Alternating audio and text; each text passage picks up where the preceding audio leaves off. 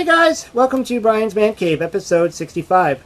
So I decided to play some more Atari and Intellivision today because, I've been playing some Commodore 64 games recently and having some fun doing that. I thought I'd take a little bit of a break and do something different. I've talked about this game probably before, and, probably even the Atari one. I'm pretty sure I've talked about that too. But I just thought, let's play them together, and that's Astrosmash, or otherwise known as Astroblast on the Atari, both made by the same company. This is, Mattel Electronics made this. It's the same. You can tell, like, the cartridge is the same. I kind of pointed that out in that video. I talked about cartridges and how the, they made the Atari, their version of an Atari game look like an Intellivision game with this little added bit there to actually fit into an Atari. But they're both different. I mean, they're both coded different. Obviously, this is meant to work on an Atari. The graphics are not going to be as good as this one. That's pretty common. I mean, typical, I should say, is that the Intellivision always had the better graphics. But, I mean, let's look at other things, like the gameplay and the difficulty and, just the little differences and see how it is. Now, the cool thing with the Atari one, unlike the Intellivision, where you really only have the one controller, you have the paddle controller, or the disc controller, I should say, disc. The Atari lets you use these paddle controllers, and I've talked about these before as well. I've done a video. I might even have played Astroblast in that video, briefly, anyways. But yeah, so this was your one option. But the cool thing was they also programmed it that you could use a standard controller, which I thought was kind of neat, because if you had a game that required the paddle controllers, you needed the paddle controllers. You couldn't play it with the standard one. So, it kind of sucked. If you had Kaboom or something, your paddle controllers died on you, you'd have to go and buy new paddle controllers or you can't play Kaboom. But, that's just the way they did it. This one, they changed, or I guess, maybe because Mattel did it or something, I don't know. But they give you that option.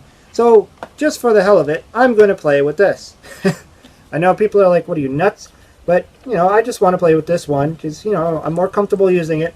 I don't mind these paddle controllers. I don't mind them. They're same idea. And you would think, it's going to be easier with this, going back and forth, because this is a back and forth style game. But I just want to challenge myself and use this guy. So anyways, let's check out the game, shall we? Okay, let's start with Astroblast. So, again, I'm going to be doing this on a standard Atari controller. And I have the difficulty set to A, which gives me this nice rapid fire. But I mean, this is really hard getting off the ground here. I don't know why they're going so fast. Is it always like this? This is insane. Oh.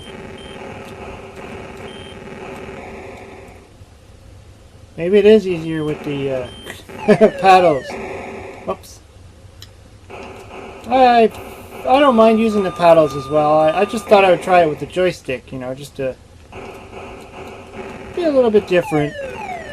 Oh, man. Okay, I'm losing big time here.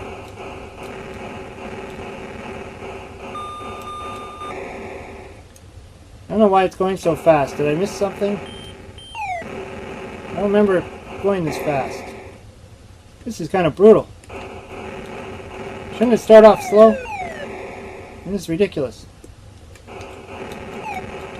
Everything's like coming down at me at once. Now those little white hurricane things, if they hit the ground, you're dead. Everything else, the bigger rocks just split into little tiny rocks, and I just died.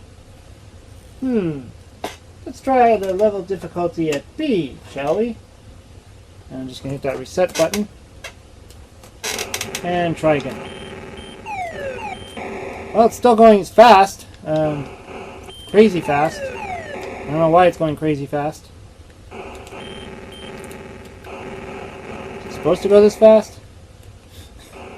I am on level 1, right?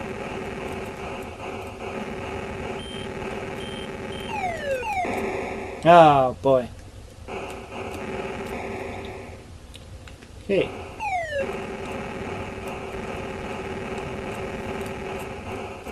Whoa.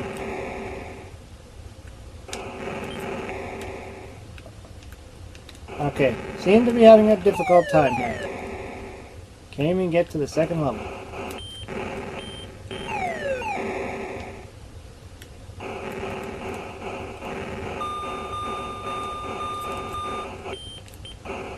Now, one thing I do remember about the Intellivision is having that hyperdrive thing. I don't think you get this on the Atari. Wow.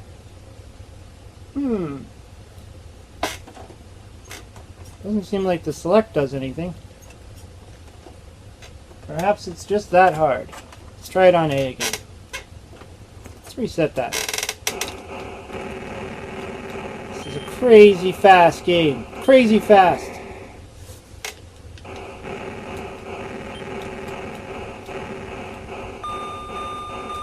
Kind of makes me think of those arcade games where it's like you spend about 3,000 quarters just to get to level 2.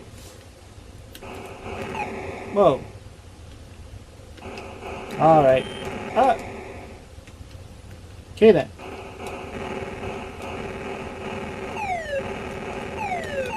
I'm sure some of the big time Atari fans are watching this going, what are you doing? I am not good at this. I don't know why. Okay, I'm doing something wrong. Because I seriously don't remember this being so fast. This is insane. What is going on? Alright. Okay, let's try Astrosmash now. Okay. So this is the one that I grew up with. This is the one I remember the most. You know, same game, essentially, different name. Not sure what the difference of why they had to change the name from Astrosmash to Astroblast. Maybe there's just a little bit of difference. Maybe there was a naming issue. I don't know. But let's start here. So obviously the graphics are much different. I mean, this is the Intellivision we're talking about. It did have a much better graphics capabilities than the Atari 2600. Now right away you can notice that everything's moving much slower, which is making me wonder why the Astroblast was going so fast. I wonder if there's a problem with my cartridge or something, or did I miss a setting? Because this is like slow.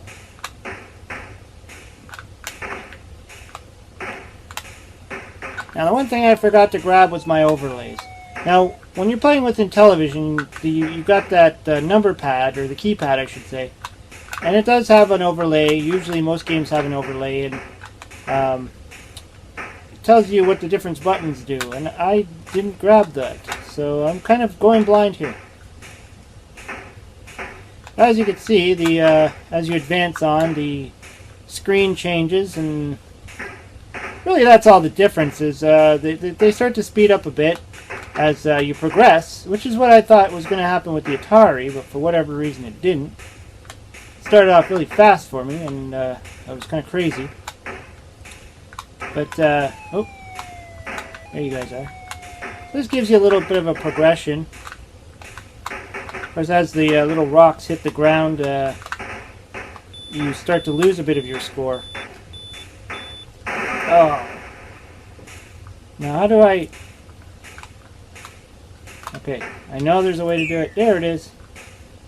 So I guess hitting 3 makes me do that warp speed, or hyper speed, or whatever they call it. Pew, pew, pew.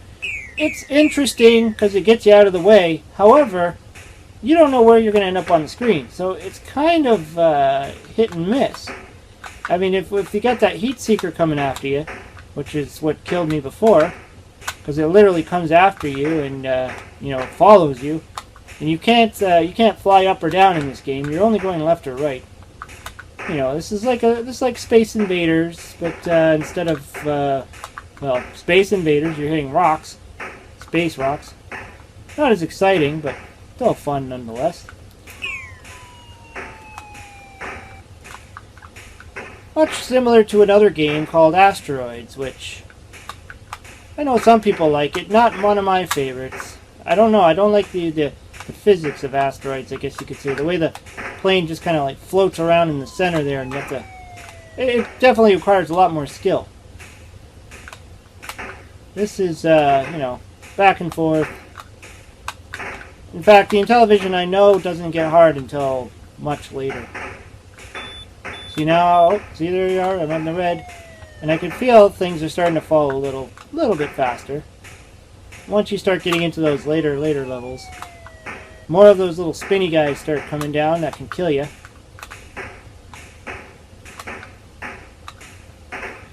I'm just shooting rocks. And the other thing I have to say is using the disc controller on the Intellivision, it feels much smoother. So I guess if I was using the paddle controllers in Asteroids, I might have, you know, maybe it would have been a little bit of a different experience.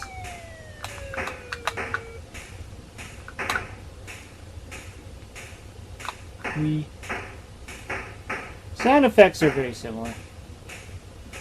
I got that, I don't know what that sound is that's in the background, what that's supposed to be representing. But it's got the same sound effects. It has that kind of rocky mountain look thing background piece there. It's just to give it some flavor. Doesn't really do anything. There's no shields in this game like in Space Invaders or anything. Well, that might be kind of cool if there was. At least some place to hide when you start to panic. But you know, like I said, if you let them hit the ground, you start losing points. So you really do have to be hitting these things all the time. Now, the one thing I forgot how to do was rapid fire. I know there's a way to do it. I just forgot how to do it. Probably if I had the overlay. And I seem to have a... Oh, shooting two at a time there. That's kind of weird. There's that heat seeker. I mean, overall, that's really the gist of this game. Is it just keeps changing colors, and it just keeps getting faster and faster and faster and faster. Eventually, a UFO will come by. Now, I noticed that also in the Atari version, the UFO came by really early stages, like right in the beginning, actually. And this one, I don't think it comes by until much later, like possibly even the next one after this. If you get the rule book, you can actually look up where the points are you have to get to the next color scheme. You know, if you really want to know that stuff. And either way, you're going to play the game. Why not just get surprised?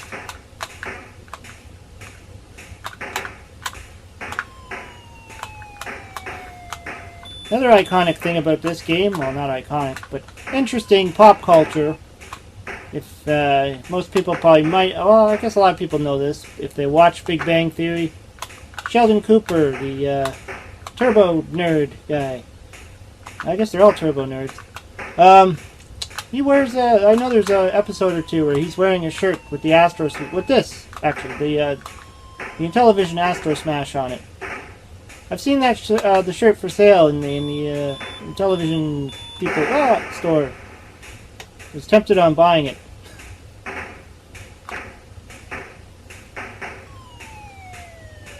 One thing I don't have is any kind of t-shirt with Intellivision on it. That'd be nice.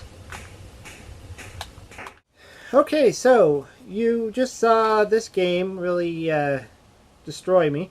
I didn't get very far, and it was really fast, and I'm starting to wonder why. Is it always like this? Is there something wrong with mine?